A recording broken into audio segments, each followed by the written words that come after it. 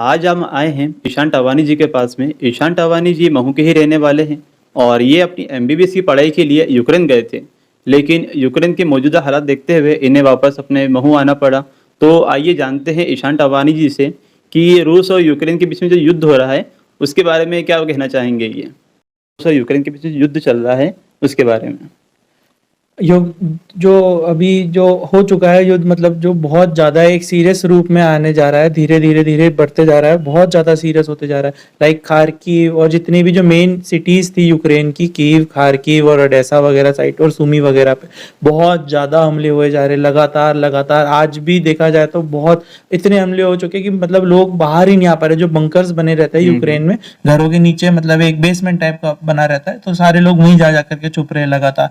तो लगातार पूरी सिटी में, पूरी कंट्री में सायरन पे सायरन बजे जा रहे और बम धमाकों की आवाज लगातार आए जा रही। बच्चे रो रहे हैं वहाँ पे, कुछ लोग वहाँ पे बम धमाकों में किसी का एक्सीडेंट में डेथ हो जा रही है। बहुत ज़्यादा प्रॉब्लम हो जा रही लगातार वहाँ पे यूक्रेन में। तो अभी जो अपने जो इंडियन स्टूडेंट्स थे, जैसे तैसे वो लोग इंडियन एम्बेसी ने से लेकर जैसे भी इनने कोऑर्डिनेट किया, तो इंडियन स्टूडेंट खुद के उससे बॉर्डर्स तक जा रहे थे सारे। लेकिन एक्चुअल में प्रॉब्लम क्या हुई, मेन खार्किव और कीव में जो थी, खार्किव और कीव में दोनों जगह कर्फ्यू लग गया था। तो जितने भी बच्चे थे वो बाहर नहीं जा सकते थे, ना खाने का सामान लेने के लिए, ना खुद को बॉर्डर तक जाने के लिए। तो पूरी प्रॉब्लम बेसिकली ये थी।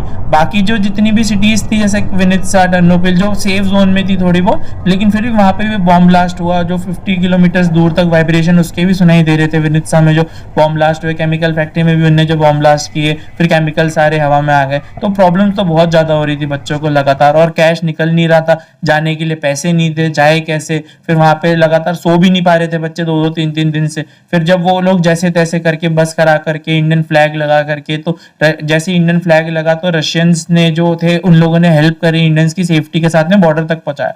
बट जो बॉर्डर्स थी वहां पे थे यूक्रेनियंस। तो यूक्रेनियंस नहीं चाहते थे कि जितने भी इंडियन स्टूडेंट्स हैं वो हमारा देश छोड़ के जाए, क्योंकि अगर इंडियंस जैसे ही जाएंगे तो वहाँ की स्थिति और खराब हो सकती है। उन्हें ये चीज़ अच्छे से पता है। इस चक्कर में उन लोगों ने जाने नहीं दे रहे थे। फिर जैसे तैसे इंडियंस ने रिक्वेस्ट करके जैसे तैसे जो पार हुए 8-9 किलोमीटर ठंड में, इतनी बिना सोए खड़े रहे। बहुत से बच्चे वहाँ बेहोश भी हो गए, और प्लस जो यूक्रेनियंस थे उनने बच्चों को लाते भी मारी लिटरली, और लड़की हो चाहे लड़के, सब पे वो लोग मारे जा रहे थे। और जैसे भी करके वो लोग रोमानिया बॉर्डर पे, पोलैंड बॉर्डर पे और हंगरी बॉर्डर पे आए थे। बट जो रोमानिया के लोग हैं उनकी मैं बहुत तारीफ करना चाहूंगा। उनने जितनी मदद करी है, बहुत ज्यादा इंडियंस की उनने मदद करी, कपड़े, खाना पीना, रहना। और प्लस जो बच्चे और ज्यादा मतलब जो परेशान दिख रहे थे, जो बहुत ज्यादा उसमें थे, मतलब दिखने से समझ में आता परेशानी है। तो बहुत सारे कपल्स आए हुए थे वहां पे, अपने आप उठा उठा करके 10-10 बच्चों को अपने घर में अपनी फैमिली के साथ में खाना पीना रहना 10 दिन तक उनने पूरा प्रॉपर वहीं पे करवाया। मतलब 10 दिन बोलो, 10 जनों का रहना खाना पीना उनने 2-3 दिन तक कराया। फिर जैसे तैसे इंडियन एम्बेसी ने उनको अपनी फ्लाइट करा करके इंडिया लेके आया, और इंडिया से भी फिर अपने अपने घर तक प्रॉपरली वो लोग भेज रहे। लेकिन मेरी फ्लाइट जो थी वो थी 23 को 9:40 पे। तो 23 तारीख को 9:40 पे फ्लाइट मेरी थी, जो रिशेड्यूल होकर के 24 की 2 बजे की रात की हो गई थी। तो जैसे ही मैंने टेक ऑफ किया और उसके बाद में जैसे ही मैं दिल्ली आया, तो मुझे ये खबर मिली कि 3 बजे के आसपास पूरा एयरपोर्ट खत्म हो गया। बस मैं भगवान की कृपा थी और फैमिली की कृपा थी और सारे जितनी भी सबकी कृपा थी, जो मैं 1 घंटे के डिफरेंस में वहां से बच के निकल के आ पाया। नहीं तो पता नहीं क्या होता, जैसे एयरपोर्ट ब्लास्ट हो गया तो कुछ भी हो सकता था, अनहोनी हो। इसलिए तो ये सारी चीज़ें, और मैं अपने ऑनरेबल प्रधानमंत्री जी से रिक्वेस्ट करना चाहूँगा कि हमने हमारे 4 साल वहाँ पे यूक्रेन में पूरे एमबीबीएस को दिए हैं, तो आप प्लीज़ हमारे फ्यूचर के लिए सोचिए। और साथ में जैसे आप हमें वहाँ से इतनी जल्दी और इतने पूरे उससे लेके आए, पूरे एकदम हथेली पे लेकर के आए आप हमें वहाँ से, तो मैं रिक्वेस्ट करना चाहूँगा कि हमारी आगे की स्टडीज़ भी इंडिया से हो सके तो बहुत अच्छा रहेगा। और मैं रिक्वेस्ट करना चाहूंगा कि आगे भी जितने भी स्टूडेंट्स हैं उनका भी सारा पैसा देश का अगर देश में रहेगा तो हमारा देश और भी ज्यादा तरक्की करेगा। कि अगर हमारे इंडियन स्टूडेंट जो भी है, जो बाहर पढ़ रहे, वहाँ यहाँ से जो एमबीबीएस की फीस वहां भर रहे, तो वो इंडिया में भरे, और जो खाना पीने रहने का खर्चा होता है वो भी बाहर जाने से अच्छा है कि इंडिया में रहे। और बहुत सारे कॉलेजेस खुलेंगे तो हमारी इंडिया और ज्यादा तरक्की पे आ सकेगी। Thank you so much. जय हिंद। उन्हें कैसा लगा कि जब उन्हें पता चला कि रूस और यूक्रेन के बीच में युद्ध हो रहा है और उनका बेटा यूक्रेन में है और वहाँ पे युद्ध हो रहा है। जी बताएं। नमस्कार, मैं डॉक्टर ओम प्रकाश टावानी।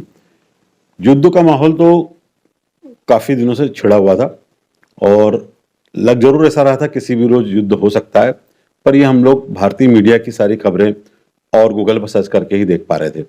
जो लोग यूक्रेन में थे उनका थिंकिंग का प्रोसेस थोड़ा डिफरेंट था।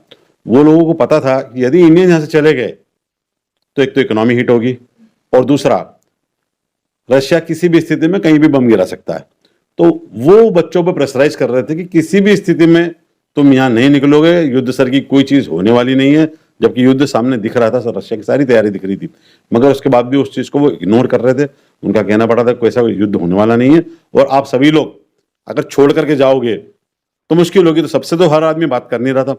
जो टीचर के पास 20, 30, 40 बच्चों का ग्रुप था, वो हर एक टीचर हर बच्चों को यही कह रहा था कि यदि आप जाना चाह रहे हो जाओ, लेकिन आपको नहीं लौटने की वजह से एक्सपेल कर दिया जाएगा, क्योंकि युद्ध की हालत में भी वहां पर ऑफलाइन क्लासेस चल रही थी। वो लगातार प्रेशर कर रहे थे कि आप तो ऑफलाइन क्लासेस में आए, क्लासेस को भी ऑनलाइन नहीं कर रहे थे। मगर इस सब के बीच में यदि ऑनलाइन क्लासेस भी हो जाती तो सामान कहाँ से खरीदते, 3-4 दिन से ज्यादा का पानी नहीं ला पाते, भोजन और सारी व्यवस्थाएं भी लाने में अत्यंत कठिनाई आती थी, दूर दूर से लाना पड़ता है। और इस सब के बावजूद पेमेंट का जो ट्रांसफर था उस सब में भी दिक्कत खड़ी हो जाती। लेकिन इस सब चीज को समय से भापते हुए ईश्वर कृपा से, और मेरी जो दीदी है वो काफी भगवान को मानती है और मंत्रों से भी काफी प्रभावित है। उन्होंने कुछ यंत्र बना के दिए थे ईशान को और हमें भी दिए। हमने देखा भी प्रभाव पूरा कि वो समय से निकल करके वहां पर आ पाया। 10 मिनट बाद ही एयर स्पेस बंद हो गया था। एक 50 की फ्लाइट हुई जो कि 9:40 पे शेड्यूल थी और वो रीशेड्यूल हुई, कैंसिल होकर के रीशेड्यूल हुई। वापस से 1:50 पे इसकी फ्लाइट जैसे ही उड़ी 10 मिनट बाद एयर स्पेस बंद हो गया। मैं पूरा टाइम टच में था और उसके बाद 3 बजे वहां पर ब्लास्ट हो गया और उसके बाद से सब कुछ बंद हो गया। हम लोगों ने यहाँ से, चूंकि इसका मैसेज आ गया था कि टेक ऑफ कर रहा है प्लेन, उसके बाद लगातार हमने रडार पर उसको प्लेन को सर्च किया, कहाँ उसकी लोकेशन है। अलमाटी पर उतरा, अलमाटी से वापस अब दिल्ली आया। दिल्ली आने के बाद जान में जाना ही, समझ तो मिल गया था परेशानी कुछ भी नहीं आएगी, लेकिन एक मन में डर ह्यूमन होने के नाते हमेशा बना रहता है। प्रभु का विश्वास था, हम लोग डिगे तो जरा से भी नहीं, जरा सा भी तकलीफ महसूस नहीं हुई कि कोई समस्या आएगी। इसकी मम्मी और बुआ भी थोड़ी सी हिल गई थी कि यार परेशानी में वो, लेकिन प्रभु में हमारा विश्वास इतना था कि कुछ नहीं हुआ और कुछ नहीं होने देगा, ये अटल विश्वास है। तो ये थे हमारे साथ ईशान और उनका पूरा परिवार। ईशान ने हमें बताया कि किस तरह रोमानिया ने उनकी मदद की भारतीय छात्रों की वहाँ से इंडिया वापस आने में, और किस तरह यूक्रेन के नागरिकों ने उनके साथ बदसलूकी की, उन्हें लाठ ढूंढों से भी मारा गया और भारत सरकार द्वारा मदद की गई और वापस भारतीय छात्रों को यूक्रेन से इंडिया लाया जा रहा है। तो और इनका एक विश्वास था भगवान के ऊपर, जिससे चलते ससुरक्षित ये वापस इंडिया आ पाए। मैं हिमांशु शिरोया, महोदय।